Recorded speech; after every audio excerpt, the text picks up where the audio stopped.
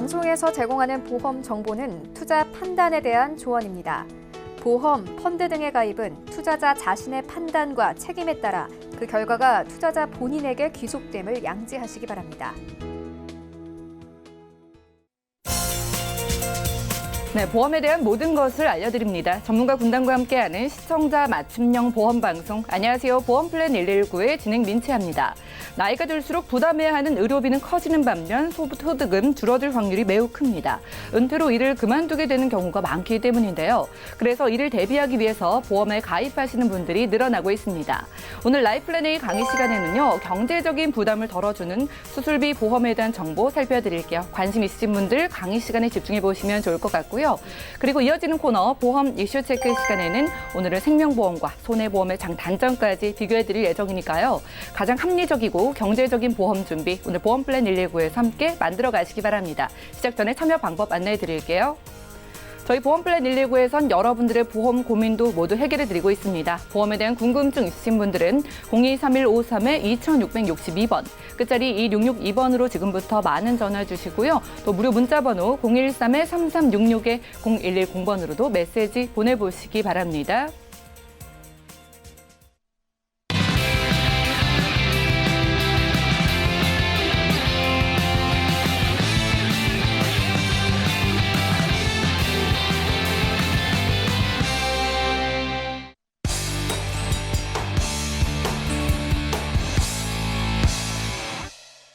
네, 시청자 여러분들의 보험 도우미 보험플랜 119 시작합니다. 첫 순서는 꼭 필요한 보험 보장 항목을 알기 쉽게 짚어드리는 바로 라이플랜 A 강의 시간인데요. 많은 전문가분들이 수술비의 중요성을 강조하고 있습니다. 오늘은 수술비 보험을 준비해야 하는 이유 살펴드릴게요. 김정덕 전문가님과 함께 하시죠.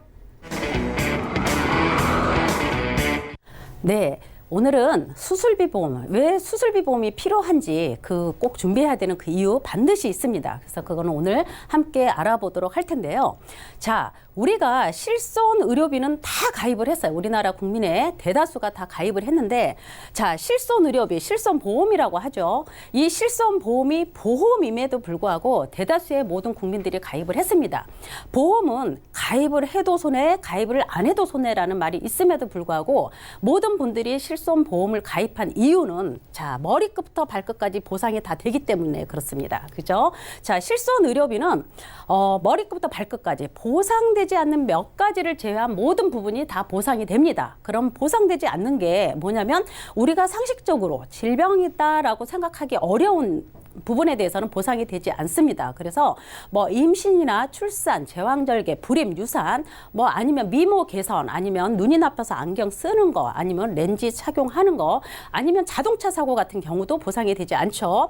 자, 자동차 사고는 자동차 보험에서 다 보상이 되기 때문에 자동차 사고는 보상이 되지 않습니다. 이런 식으로 실손 의료비는 내 주머니에서 나간 돈 범위 내에서만 보상이 가능해요. 그래서 이렇게 보상되지 않는 몇 가지를 제한 모든 부분이 다 보상이 되기 때문에 실손 보험이 보험임에도 불구하고 대다수의 많은 분들이 가입을 했어요. 그래서 이렇게 머리끝부터 발끝까지 모든 부분에 대해서 내가 검사를 해서 어떤 질병명이 없어도 보상이 되는 게 바로 실손 보험입니다. 그래서 많이들 가입을 하셨지만, 이렇게 좋은 보험임에도 불구하고 굉장히 큰 단점이 있죠. 실손 의료비. 자, 계속 갱신입니다. 갱신. 자, 갱신이라는 건 뭐냐면, 내가 보험을 유지하고 있는 그 기간 동안은 계속 보험료가 인상이 된다는 얘기겠죠. 자, 보험료가 인상이 되는 거는 내가 나이가 먹어가면 따라서, 아니면 물가가 상승됨에 따라서 이렇게 보험료가 인상되는 부분이에요. 자, 실손 보험이 처음에 가입할 때 그 금액 그대로 평생 가면 좋겠지만, 이렇게 물가 상승이라든가 내가 나이가 먹어가는 어떤 위험률에 따라서 보험료 인상 폭이 달라지는데요. 자, 요렇게만 인상이 돼도 괜찮은데, 자, 여기에 가장 치명적인 게 바로 보험회사의 손해율이 같이 갑니다. 그래서 보험회사의 손해율까지 같이 가다 보니까 실질적으로 내가 그렇게 병원에 이용하지 않아도 내가 나이가 먹어감에 따라 갱신 보험료 폭탄을 맞고 있는 게 현실입니다. 자, 머리끝부터 발끝까지 다 보상을 해주다 보니까, 자, 국민건강보험공단에서는 우리가 이제 큰 질환에 대해서는 나라에서 다 지원을 해주잖아요. 그죠? 우리가 보험을 준비하는 거는 어떤 큰 질환에 대한 막대한 치료비에 대한 고통이나 두려움 때문에 가입을 하는 건데, 자, 암이나 뇌나 심장 이런 거는 중증 환자 등록이 돼서 실질적으로 저희가 부담하는 게 5%밖에 되지 않아요. 자, 실손 의료비가 이렇게 갱신보험료 인상이 폭탄을 맞을 정도는 뭐냐면, 자, 비급여, 나라에서 지원해주지 않는 비급여 치료 때문에 그렇습니다. 그래서 내가 어떤 암 진단을 받아도 나라에서 지원해주는 치료 범위 안에서만 치료를 받으면 되는데, 솔직히 지금은 의료기술이 굉장히 많이 발전하고 있죠. 그래서 이 신기술 의료 치료기 이렇게 비급여로 들어가는 거는 실손 의료비에서 국민건강보험공단에서 보상이 되지 않습니다. 그래서 이 실손 의료비에서 보상이 나가죠. 그래서 실제로 이 비급여 치료 때문에 실손 보험료 갱신 인상폭이 굉장히 넓어집니다. 한 예로 무릎이 아프거나 어디 어깨가 아파서 병원에 가면 병원에서도 항상 묻는 게 있어. 실손보험 가입하셨냐라고 물어봅니다. 그래서 가입했다고 하면 불필요한 다른 부위의 검사를 권합니다. 그런데 저번에도 말씀드렸듯이 우리가 환자 입장에서 병원에 갔을 때 병원에서 권해주는 신기술 치료라든가 아니면 불필요한 검사일지라도 내가 병원에 간 김에 이러이러한 검사까지 같이 하고 나오게 되면 저도 환자 입장에서 굉장히 좋습니다. 그래서 병원에서 권하는 과잉 치료도 있고 과잉 검사도 많습니다. 그렇지만 이게 모든 게 실손 의료비가 갱신 폭탄으로 돌아오는 원인 중에 가장 큰 원인 중에 하나입니다.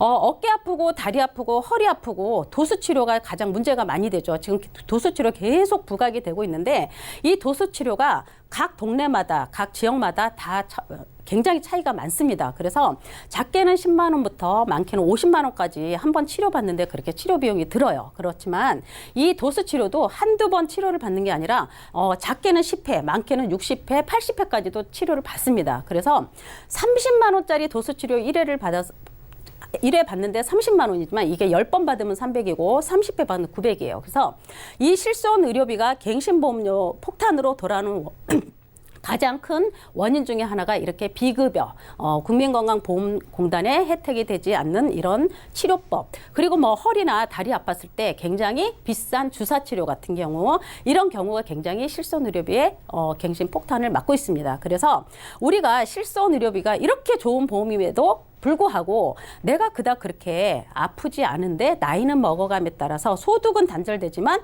배보다 배꼽이 커지게끔 실손의료비가 계속 갱신돼서 오르게 된다면 과연 이 실손의료비가 좋은 보험임에도 알지만 과연 유지할 수 있을지, 그래서 그거는 많이 고민을 해봐야 됩니다. 그래서 이 실손 의료비는 실질적으로 내가 병원에서 쓰는 내 주머니에서 나간 범위 내에서만 되기 때문에 단절된 소득이라든가 어떤 간병비 역할하기에는 굉장히 부족합니다. 그래서 우리가 실손 의료비 대체 방안으로 진단비 구성을 많이 하셨죠. 자, 진단비 구성을 많이 했는데 이 진단비 구성을 한 이유는 바로 그거죠. 단절된 소득을 대체할 수 있는 자원, 그리고 간병비 역할이라든가 불필요한 지출에 대한 불가피한 지출에 대한 어떤 커버 역할로 해서 진단비 구성을 하셨습니다. 그런데 이 진단비는 폭이 굉장히 좁죠. 자, 실손 의료비는 머리끝부터 발끝까지 보상되지 않는 거에 다 제외하고는 다 보상이 되지만 진단비의 폭은 굉장히 작습니다. 자, 우리가 많이들 암보험도 많이 가입하셔서 암 진단비도 있고 뇌출혈, 뇌졸중, 뇌혈관, 뇌쪽 질환의 폭도 넓은 이런 진단비도 있어요. 그리고 심장도 마찬가지죠. 급성 심근경색 진단비 또는 허혈성 심장 질환 진단비, 이렇게 진단비 구성을 했지만 내가 암이 아닐 수도 있고 뇌질환이 아닐 수도 있고 심장 질환이 아닐 수도 있습니다. 이렇게 진단비의 폭은 굉장히 적어요. 그렇지만 진단비, 큰 질환에 대한 진단비로 단절된 소득 대체 자원할 수 있는 건 충분히 크죠. 그런데 진단비도 단점이 있죠. 최초 1회 한 번 받고 2번 받고는 안 줍니다. 최초 1회에 한 번 받으면 진단비도 사라지게 됐죠. 그래서 나중에 내가 너무 많이 오른 실손 의료비 때문에 고민이 돼서 이거를 유지해야 되느냐 말아야 되느냐 했을 때 내가 실손 의료비 대신 대체할 수 있는 방법, 그리고 진단비에는 너무 폭이 작다. 지금은 의료기술이 많이 발전해서 수술비보다는 당연히 진단비가 좋겠죠. 그죠?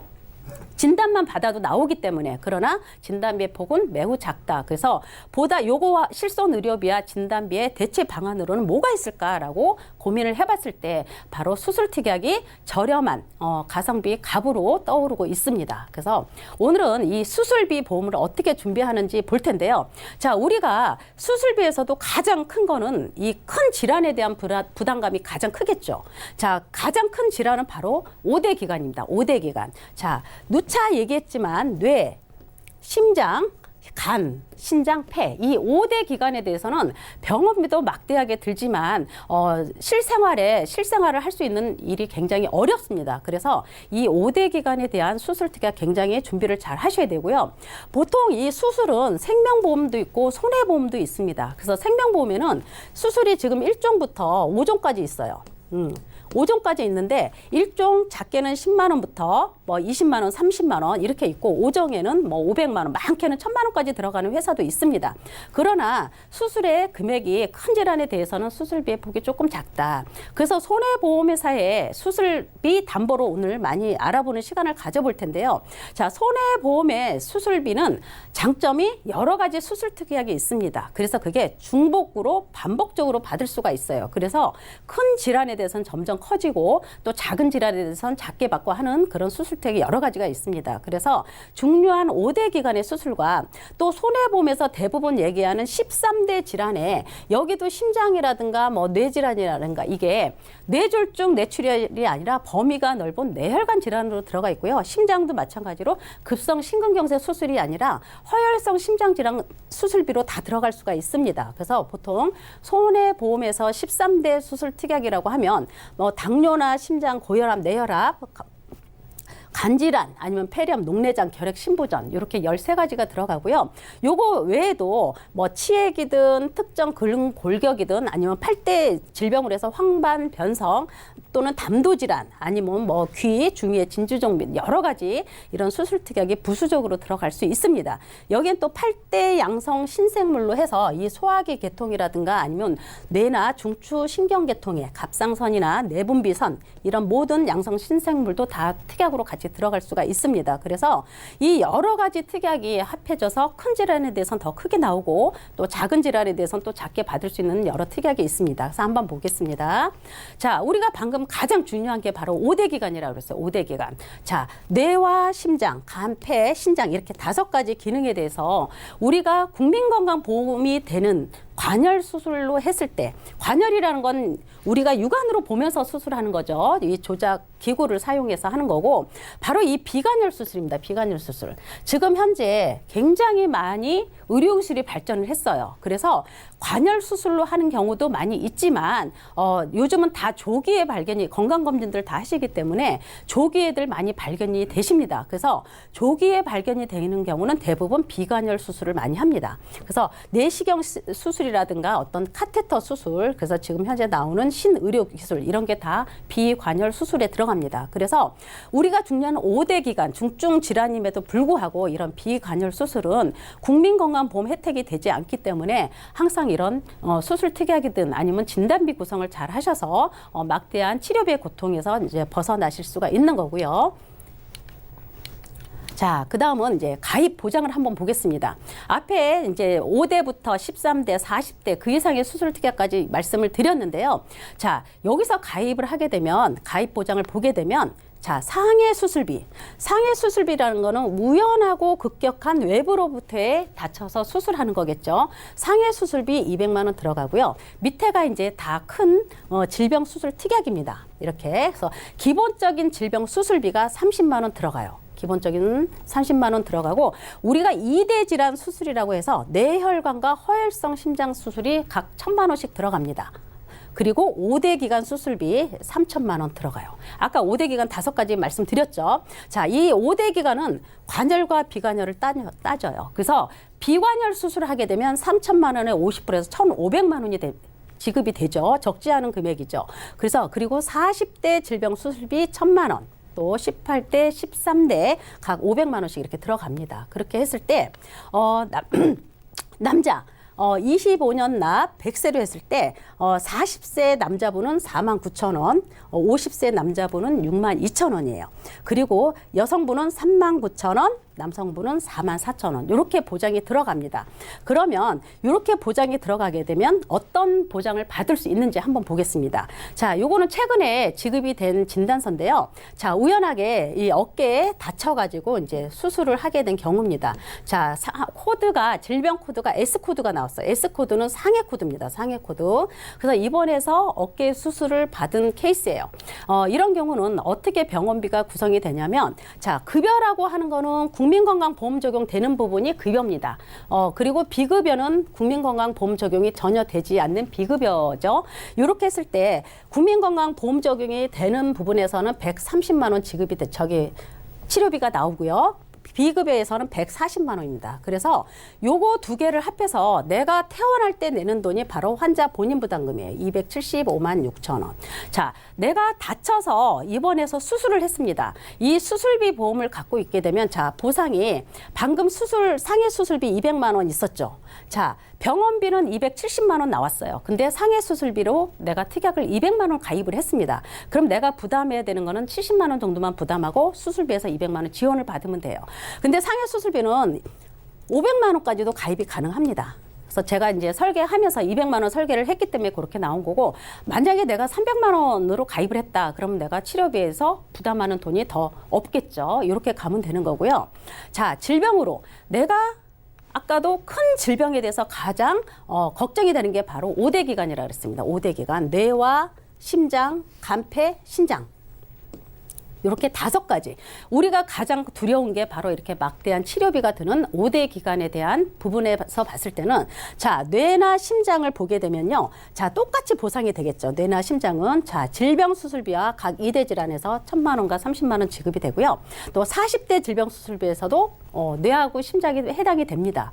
그리고 13대에도 들어가고 18대에도 들어가요. 뇌하고 심장은. 그래서 각각 다 중복으로 받을 수가 있어요. 그리고 5대 기관 수술비 3,000만 원까지 추가로 다 들어갑니다. 그랬을 때 내가 가장 두려운 뇌와 심장으로 수술했을 때가, 자, 관열. 내가 육안으로 보는 수술을 했을 때는 6,030만 원까지 보상이 됩니다.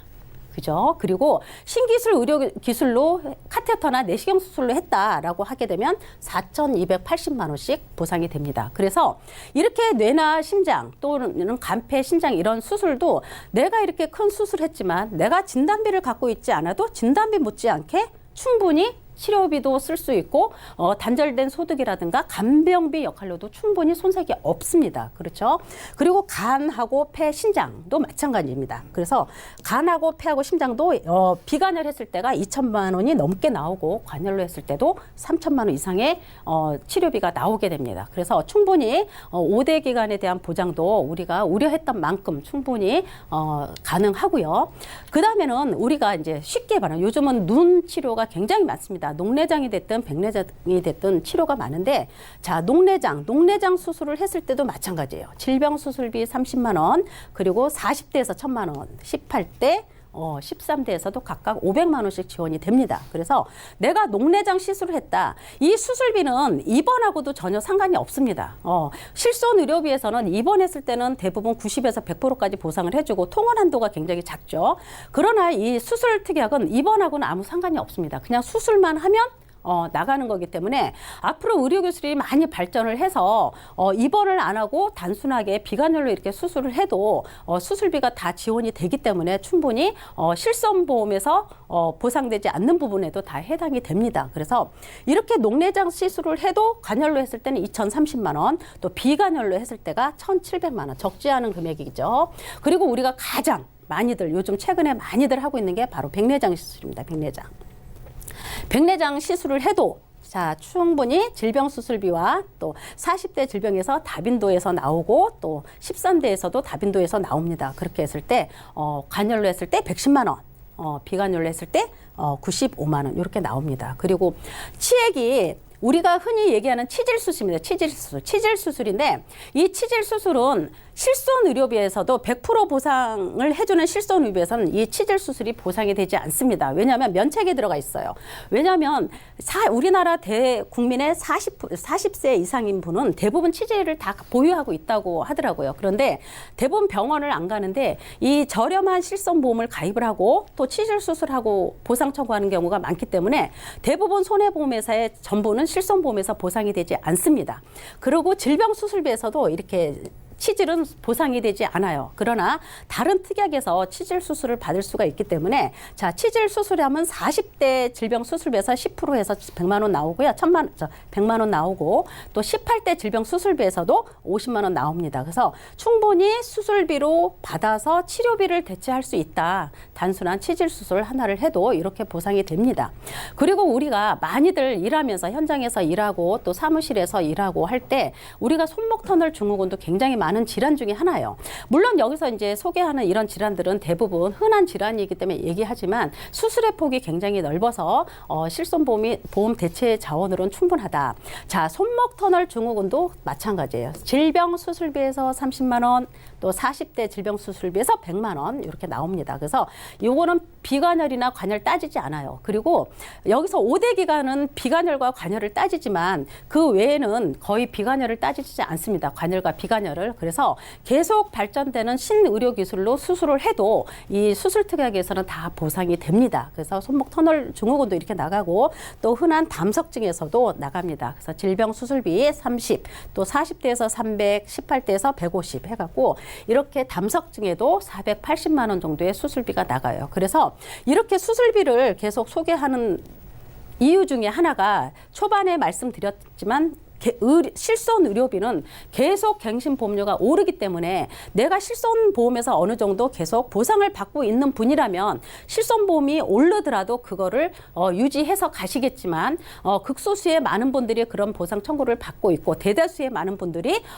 그런 치료를 받고 있지 않습니다. 그래서 분명히 이 대다수의 많은 분들은 이 계속 갱신보험료 오르는 부분이 유지를 못하시게 되면 분명히 이런 대체 자원이 있어야 된다라는 말씀을 드려보는 거예요. 그래서 갑상선 질환 장애로 수술을 하셔도 이렇게 2천만 원, 1,700에서 2,300만 원까지 보상이 가능합니다. 그리고 흔한 편도염 또는 우리가 많이 알고 있는 관절염, 어깨, 이게 굉장히 이게 생활 질병이죠. 생활 질병.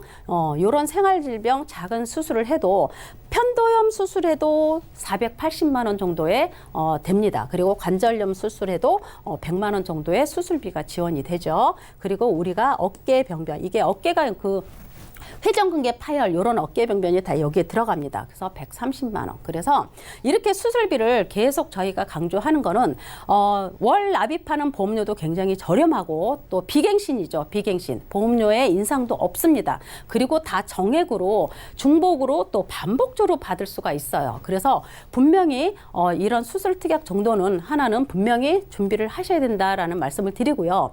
분명히 실손 의료비는 내가 보상받지 않는 부분이라면 분명히 갱신 거절할 날이 분명히 찾아올 거다라는 말씀을 드려봅니다. 그래서 오늘은 저번 시간에 이어서 계속 수술비 보험이 왜 필요한지, 왜 꼭 준비를 해야 되는지를 굉장히 강하게 강조하고 있는데요. 바로 수술비 보험은 저렴한 수술비로 가성비가 아주 갑이기 때문에 권해드리는 거고, 중복적으로 또는 반복적으로 계속 수술비 지원을 받을 수가 있다. 그리고 큰 질병일수록 계속 커지는 수술비로 단절된 소득과 그리고 간병비 역할을 충분히 할 수 있다라는 그런 수술비 보험 플랜을 오늘 알아봤습니다. 네, 강의는 여기까지 하겠습니다. 지금까지 김정덕 전문가와 라이플랜A 강의 시간 함께했습니다. 보험료는 저렴하지만 받고 또 받을 수 있는 수술비로 여러분들의 보험도 좀 든든하게 채워보시기 바랍니다. 자, 일단 진단비로만 준비하기는 부담스러웠던 보험료 문제, 이 부분을 해결할 수 있는 가장 좋은 방법이라고 하고요. 계속해서 오르는 실비가 좀 부담이신 분들도 수술비로 대체한다면 유리하게 가져가실 수 있겠습니다. 자, 수술비를 포함해서 좀 가성비 있고 나에게 유리한 보험 정보 생각하시는 분들은 저희 전문가의 도움을 끝까지 방송 함께 하시면서 받아가시면 좋을 것 같네요. 강의 내용 정리해드리고요. 보험 이슈 체크 시간 이어갑니다.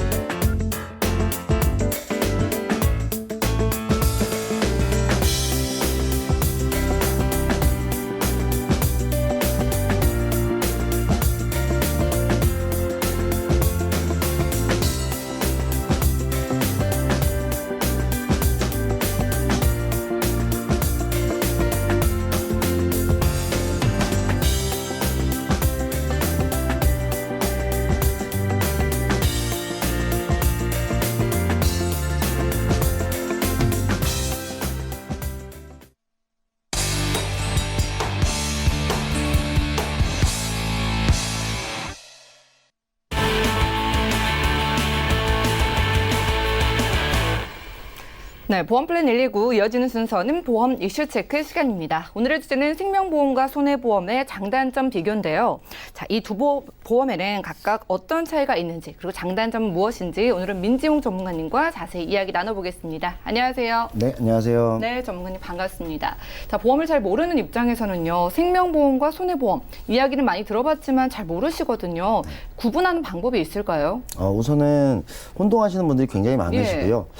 제가 저번에도 한번 이 내용을 다뤘는데 이걸 좀 강조하는 이유는 사실 보험을 잘못 가입해서 다시 가입하거나 해지하거나 이러신 분들을 굉장히 많이 볼 수가 있는데 생명보험과 손해보험의 차이만 어느 정도 구별을 할 수 있다고 한다면 이런 어떤 보험을 잘못 가입할 확률이 굉장히 많이 줄어들게 되거든요. 그래서 예. 아주 간단한 내용만이라도 이 방송을 보시고 좀 기억을 해주신다면 아마 이 부분만이라도 어떤 보험을 잘못 가입하거나 해지하거나 이런 사례가 좀 많이 줄지 않을까 이런 생각이 듭니다.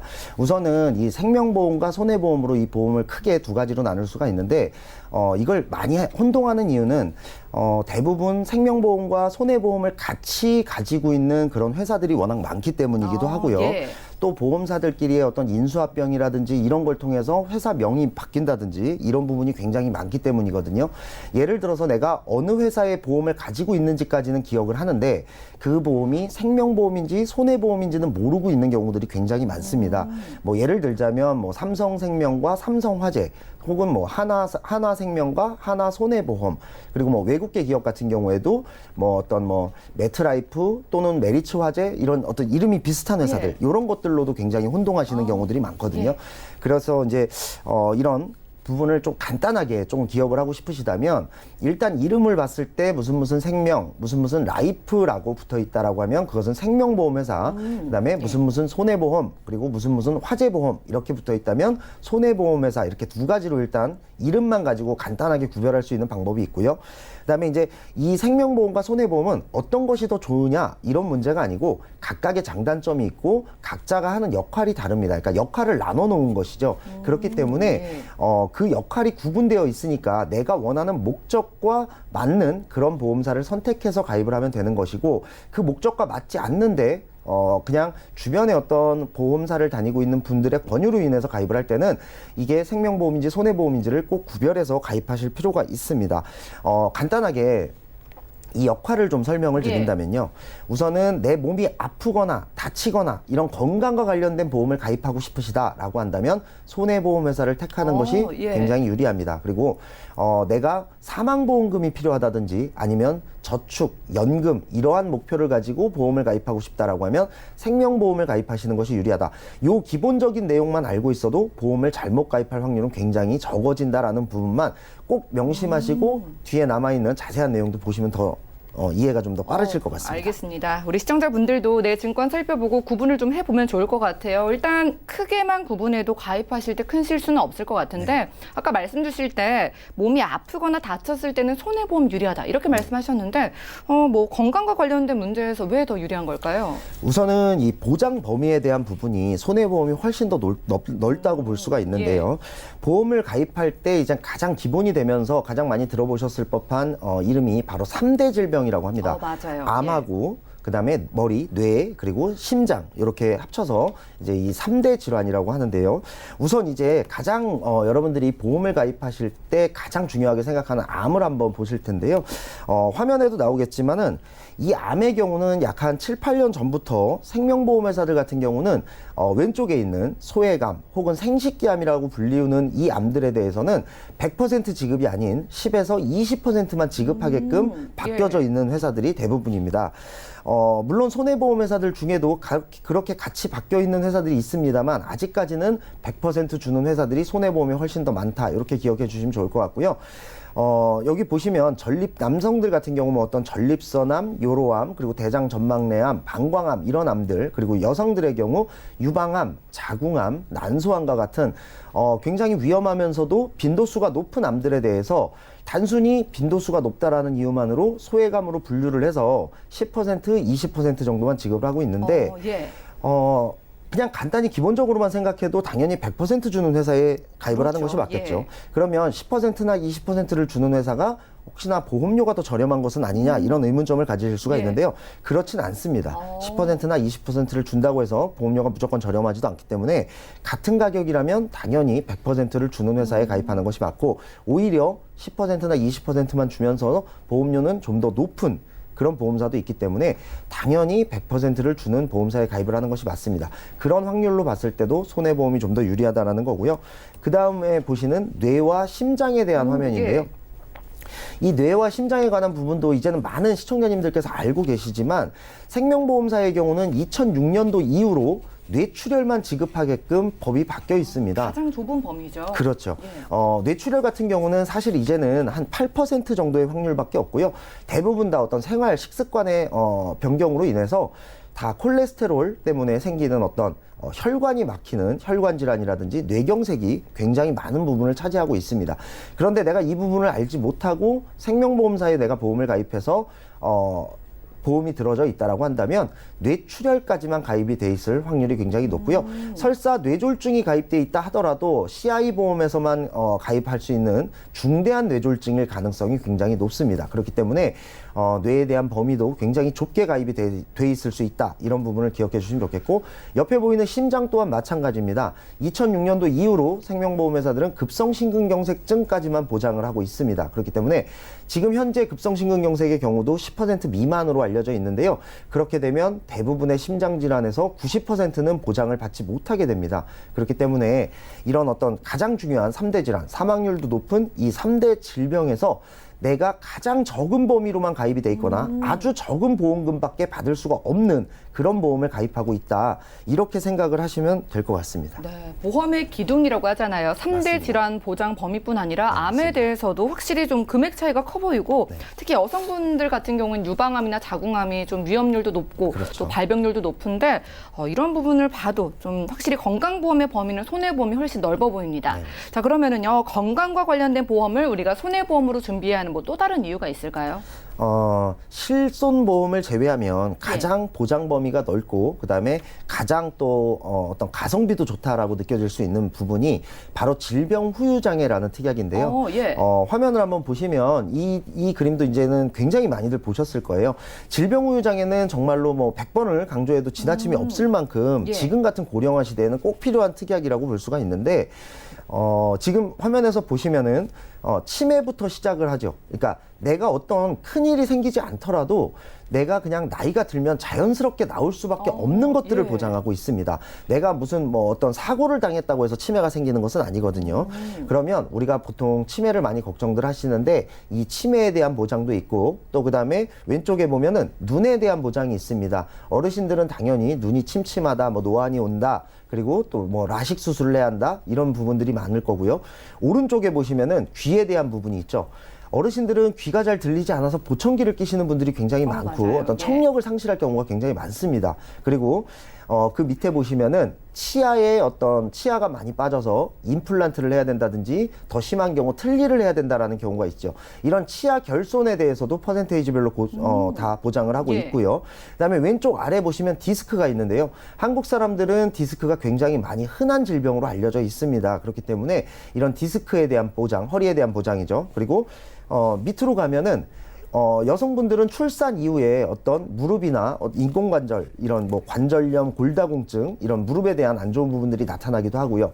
그다음에 이제 밑에 보면 손가락과 발가락이 있는데 당뇨에 걸리신 분들이 가끔 이제 손가락과 발가락을 절단하는 경우도 있을 예. 수가 있죠. 그리고 다시 위에 보시면 오른쪽 아래를 보시면 암에 걸리는 경우는 당연히 이 장기를 절제하거나 이식받는 수술을 병행해야 됩니다. 예. 이러한 경우에도 지금 여기 빨간색으로 쳐져 있는 이 글씨들, 이 퍼센테이지 별로 보험금이 지급이 되는데요. 한 번만 지급되는 것이 아니라 이 퍼센테이지가 발생할 때마다 그리고 늘어날 때마다 예. 지급이 되기 때문에 나이가 들면은 당연히 이런 질환들은 늘어날 수밖에 없고 이 퍼센테이지도 역시 늘어날 수밖에 없습니다. 그렇기 때문에 또 그 정도 나이가 들었을 때는 경제적인 활동이 많이 위축돼 있는 상태일 수 있고 보험의 만기가 거의 다 된 시점일 수도 있고 암 진단금액 같은 경우 한 번 받고 끝났을 수도 있습니다. 그렇기 때문에 이 질병후유장애 특약을 가입하는 것이 굉장히 중요한데 생명보험회사에는 이 질병후유장애 특약이 특약이 없어요. 그렇기 때문에 그런가요? 예, 예. 이 특약을 가입하기 위해서라도 당연히 건강과 관련됐을 때는 손해보험을 가입하는 것이 유리하다. 이렇게 보시면 좋을 것 같습니다. 네, 질병후유장애 특약이 손해보험사에만 있다고 하니까 가성비를 떠나서라도 이 건강에 관련된 부분은 좀 손해보험으로 준비할 필요가 있겠습니다. 자, 그럼 반대로요, 이 건강과 관련된 보험에 가입을 할 때 뭐 생명보험에서 유리한 경우가 없는지 궁금한데 뭐 무조건 손해보험이 다 유리할까요? 네, 물론 그렇지는 않습니다. 보험의 구성이라는 것이 굉장히 각각의 차이가 있기 때문에 사실 아주 깊게, 아주 디테일하게 들어간다라고 하면 무조건 다 손해보험 쪽이 유리한 것은 아닙니다. 예를 네. 들면 수술비의 경우를 좀 들 수가 있는데요. 수술비의 경우 손해보험은 질병 수술을 했을 때 얼마, 상해 수술을 했을 때 얼마 이렇게 한도가 정해져 있습니다. 큰 수술이건 작은 수술이건 관계없이 그냥 수술비 한도가 정해져 있다라고 보면 생명보험의 경우는 작은 수술의 경우는 손해보험보다 적게 받을 수도 있고 예. 큰 수술의 경우는 손해보험보다 오히려 많이 받는 경우도 볼 수가 있습니다. 그러니까 이것은 각각의 장단점이라고 볼 수가 있겠죠. 근데 이거는 굉장히 이제 디테일한 사례까지 들어갔을 때고 손해보험사들도 이제는 생명보험사와 똑같은 수술비를 선택할 수 있는 부분이 생겼기 때문에 만약에 생명보험 쪽의 수술비가 좀 더 유리한 부분이라고 판단된다면 손해보험회사의 건강보험을 가입하되 수술비는 생명보험식으로 변경할 수 있는 예, 그런 변경할 수 있는 그런 방법도 있습니다. 그렇기 때문에 어떤 부분으로 보나 어쨌든 건강에 대한 부분은 굉장히 많은 부분 손해보험이 훨씬 더 유리하다 이렇게 그냥 기억을 하시면 좋을 것 같습니다. 네, 그러네요. 뭐 대부분 몸이 아프거나 다쳤을 때 필요한 건강보험은 여러모로 손해보험 유리한 것 같고요. 자, 그러면 우리가 생명보험을 준비하는 이유도 있을 거 아니에요? 그 부분 좀 살펴주시죠. 네, 우선 생명보험은 뭐 당연히 이름에서부터 알 수 있듯이 가장 중요한 게 사망보험금입니다. 물론 손해보험이라고 해서 사망보험금이 없지는 않습니다만 손해보험의 사망보험금은 사각지대가 존재를 하고요. 생명보험, 우리가 보통 생명보험을 가입할 때 종신보험을 많이 가입하는데요. 종신보험의 주계약, 그러니까 이 종신보험의 사망보험금, 일반 사망보험금은 어떤 사각지대가 존재하지 않고 내가 언제, 어디서, 어떻게 사망을 해도 준다라는 뜻입니다. 그렇기 때문에 사망보험금을 구성하고 싶다. 혹시나 나에게 무슨 일이 생겼을 때 내 가족에게 돌아가는 사망보험금을 준비하고 싶다라고 한다면 당연히 생명보험에 가입을 하는 것이 유리합니다. 예를 들어서 종신보험에 대해서는 약간 좀 이미지라든지 어떤 선입견을 가지고 있을 수가 있는데 종신보험은 나쁜 말이 아닙니다. 내가 언제, 어디서, 어떻게 사망을 해도 준다라는 뜻이기 때문에 이 사망보험금을 준비할 때는 당연히 생명보험에 준비하는 경우가 많고 그다음에 이 생명보험을 가입해도 혹시나 뭐 어떤 자살과 관련된 사망보험금 분쟁에 대한 기사를 보시고 자살에 대해서는 주지 않지 않느냐 또는 이것도 사각지대가 존재하지 않느냐 이런 질문을 하시는 분들이 있을 수가 있는데 정확하게 얘기하면 종신보험금의 주계약으로 설정되어 있는 사망보험금은 이 가입한 지 2년만 지난다라고 하면 자살을 한다 하더라도 어떤 사망보험금이 지급된다 이렇게 생각하시는 것이 합리적이고 당연히 맞는 얘기입니다. 예, 그렇군요. 가족을 지켜주는 보장이니까 뭐 범위가 가장 넓으니까 사망 보장은 뭐 생명보험사에서 꼭 준비를 해야 될 것 같습니다. 자, 그런데 말씀 주신 것처럼 스스로 좀 목숨을 끊는 경우가 있잖아요. 이럴 때는 뭐 보험사와 좀 유족 간의 보험금 분쟁이 있고 그러지 않나요? 네, 이것도 사실은 조금 오해하시는 부분이 있는데요. 이거는 기사도 저도 이런 기사를 굉장히 많이 봤거든요. 근데 이 기사를 작성하시는 기자님도 조금 이 부분에 대해서는 조금 모르거나 오해를 하고 있는 부분이 있는 것 같아요. 이 어떤 분쟁에 대한 부분은 재해사망보험금이라는 특약과 관련된 그런 분쟁입니다. 그러니까 종신보험을 가입할 때 주계약, 즉 사망보험금을 설정한 뒤에 그 밑으로 어떤 특약들을 설정하게 되는데요. 그 중에 하나가 재해사망이라는 특약이 있습니다. 이런 분쟁은 예를 들어서 스스로 목숨을 끊는 그런 안타까운 사례가 있을 때 그것을 재해로 볼 것이냐 재해로 보지 않을 것이냐에 대한 분쟁일 뿐이지 주계약에 대해서는 사망보험금이 지급이 다 되고요. 그다음에 조금 반가운 소식은 이런 부분에 대한 분쟁도 지금은 조금 줄어들어서 많은 회사들이 재해사망보험금을 지급하고 있다라는 소식 또한 들려오고 있습니다. 그렇기 때문에 사망보험금은 생명보험사에 가입하는 것이 유리하다고 볼 수 있고 화면을 한번 보시면은 조금 간단하게 보실 수가 있을 것 같아요. 아까도 말씀드렸다시피 물론 손해보험사에도 사망보험금은 존재를 합니다. 예를 들면 질병사망, 상해사망 이렇게 존재를 하죠. 그런데 손해보험사의 사망보험금 같은 경우는 질병사망은 80세 만기, 상해사망은 100세 만기 이렇게 만기가 정해져 있습니다. 그렇게 따지면 사람의 90%는 질병으로 사망할 확률이 굉장히 높거든요. 예. 그런데 80세 만기까지 정해져 있고 요즘 같은 고령화 시대에는 80세를 넘기시는 분들이 당연히 많겠죠.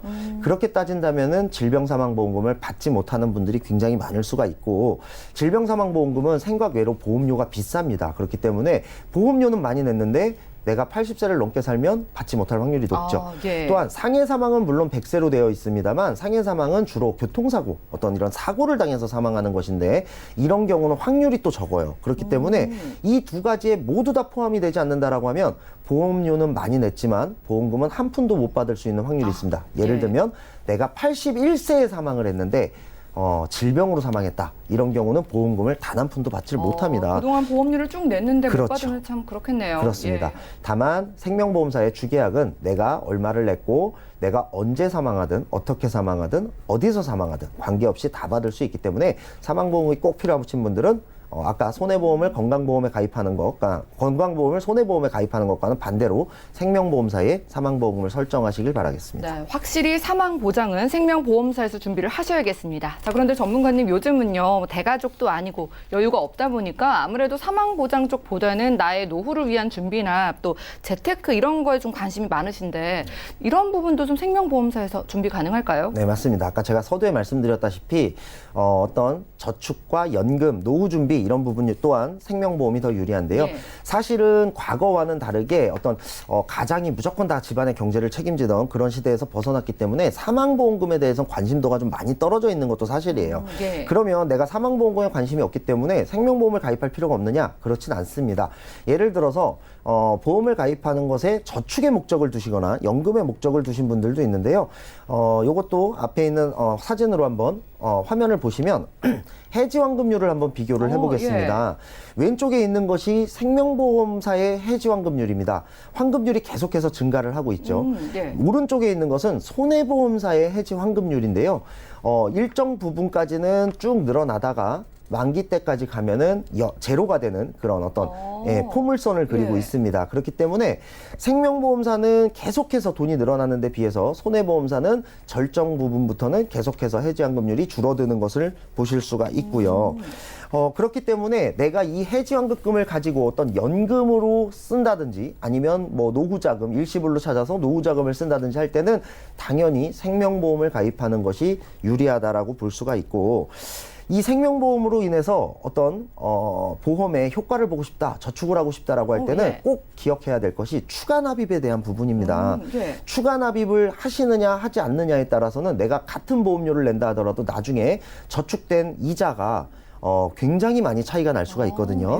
예를 들어 내가 30만 원 정도의 보험료를 내면서 이거를 사망보험금으로도 쓰고 저축의 목적으로도 쓰고 싶다라고 했을 때 30만 원짜리 보험을 가입하게 되면 계약하게 되면 그냥 10만 원 혹은 15만 원만 계약하고 나머지 10만 원씩 20만 원을 추가 납입하는 사람들과 비교했을 때 나중에 이자율이 거의 한 몇 천만 원 정도의 차이를 볼 수가 그렇게 있습니다. 많이 나요? 네. 예. 추가 납입은 사업비를 떼지 않고 추가 납입 수수료 2% 정도만 제외를 하기 때문에 추가 납입이라는 거는 생명보험 어떤 저축 연금 이런 목적으로 가입할 때는 굉장히 중요한 부분입니다. 그래서 내가 어떤 연금이나 저축보험을 가입하고 싶으실 때는 꼭 추가 납입에 대해서 알아보시고 제가 지금 방송 어떤 시간 관계상 자세하게 말씀을 드릴 수는 없습니다만 이 추가 납입 부분에 대해서는 꼭 한번 확인을 하고 가입을 하셔야 나중에 어떤 저축이나 연금의 목적을 충분히 이루실 수 있다. 그리고 요걸 좀 더 쉽게 말씀드리면 생명보험은 해지환급금이 계속해서 늘어난다. 손해보험은 어느 부분부터는 줄어드는 추세를 보인다. 요 그래프만 기억을 하셔도 좋을 것 같고 생명보험으로 잘만 가입하고 추가 납입 기능을 잘 활용했을 때는 내가 젊었을 때 냈던 돈에 나중에 노후에는 내가 냈던 돈의 3배에서 4배, 즉 5천만 원 정도를 총 납입했을 때 약 1억 5천에서 2억 정도의 저축 효과를 보실 수가 있다. 이런 부분도 꼭 기억을 하셔서 보험을 잘 가입해 두시면 저축 부분을 활용할 수 있을 거라고 생각이 듭니다. 그러네요. 재테크와 노후 준비도 생명보험에서 준비를 할 필요가 있겠습니다. 해지 환급금 부분 그리고 이 생명보험 가지고 계신 분들은 추가 납입 기능 이거 꼭 활용하셔야 될 것 같은데 요즘 금리가 너무 낮잖아요. 그래서 목돈을 좀 어떻게 만들까 고민하시는 분들과 또 뭐 어린 자녀나 배우자들을 좀 위해서 사망보험금 생각하시는 분들도 이 생명보험 정보가 좀 좋았을 것 같습니다. 마지막으로 저희가 알아야 할 점 같은 게 있을까요? 네, 우선은 제가 이제 사실 이 방송을 통해서 굉장히 많은 분들의 어떤 보험에 대한 상담이라든지 리모델링을 많이 해드리고 있는데요. 그동안의 사례를 보면은 가장 안타까운 것이 보험을 많이 가입했는데도 불구하고 생명보험과 손해보험의 기능을 전혀 그리고 그 목적을 전혀 반대로 가입해 있는 분들을 굉장히 많이 볼 수가 있어요. 안타깝네요. 예. 예를 들면 제가 오늘 방송에서 건강보험은 손해보험에 가입을 하는 것이 유리하고 저축과 연금 이런 것은 생명보험에 가입하는 것이 유리하다 이렇게 말씀을 드렸는데 이걸 반대로 즉 저축은 연금은 손해보험에 가입해 있는 분들 혹은 건강보험을 생명보험 하나로 다 준비하신 분들 그리고 또 한 분만이 아니라 이런 경우는 보통 가족분들도 다 비슷한 보험의 형태를 가입하고 있는 분들이 굉장히 많다고 볼 수가 있거든요.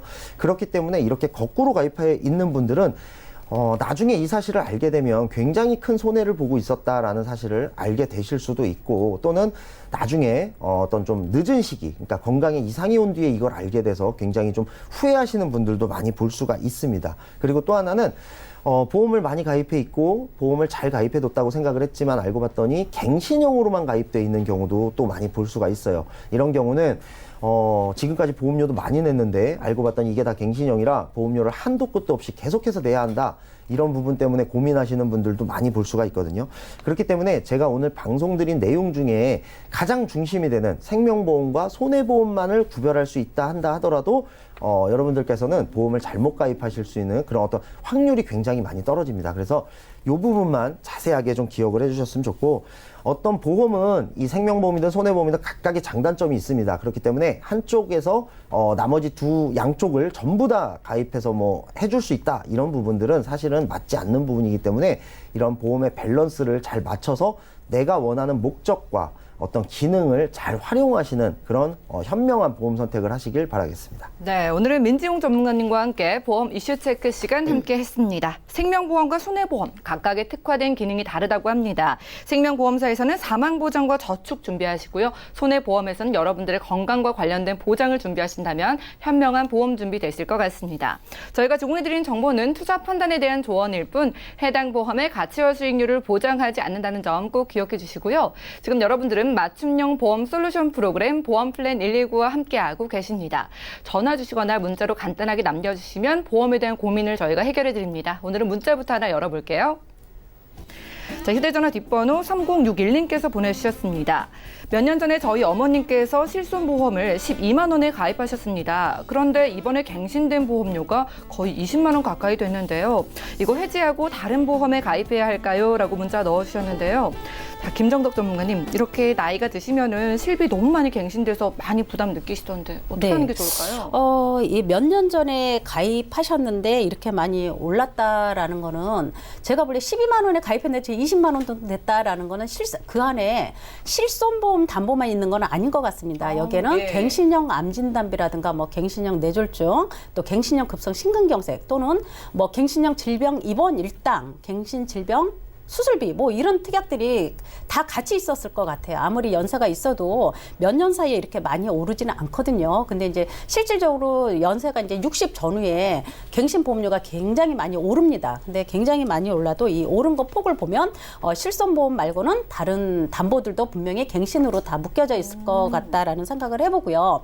만약에 이 안에 실손보험만 있다라고 하면 솔직히 굉장히 인상폭이 높기 때문에 이거를 연세가 있으셔서 해지하고 새로 가입하기에는 굉장히 어렵습니다. 이거는 가입하신 그 회사에 계약 전환용 실손보험이라고 있습니다. 그래서 혹시나 내가 아파서 어떤 질병으로 치료를 받고 보상을 받았다 하더라도 그 가입한 그 회사에서는 이 실손보험을 착한 실손보험이라고 우리가 흔히들 얘기합니다. 그래서 단독으로 이렇게 다른 담보들하고 같이 있는 게 아니라 단독으로 실손보험을 추가로 전환을 할 수가 있는 거죠. 내가 기존에 가입하고 있는 게 따로 떨어져 나온 겁니다. 그래서 여기에는 뭐 MRI나 도수나 뭐 주사치료가 따로 특약으로 구성을 할 수가 있기 때문에 한도 제한도 있기 때문에 아마 기존에 가입한 것보다는 보험료가 훨씬 더 저렴할 수는 있다라는 생각을 해봅니다. 그러나 이렇게 인상폭이 있는 건 분명히 실손보험 말고도 다른 특약도 분명히 갱신형으로 있을 거다. 그래서 이런 경우에는 전문가의 한번 상담을 받아보시는 것도 나쁘지 않을 거라는 생각을 해봅니다.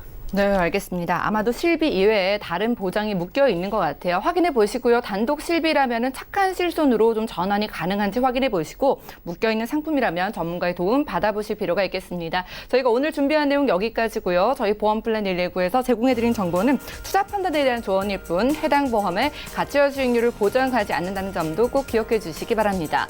오늘도 보험플랜 119 끝까지 함께해 주신 여러분 고맙습니다.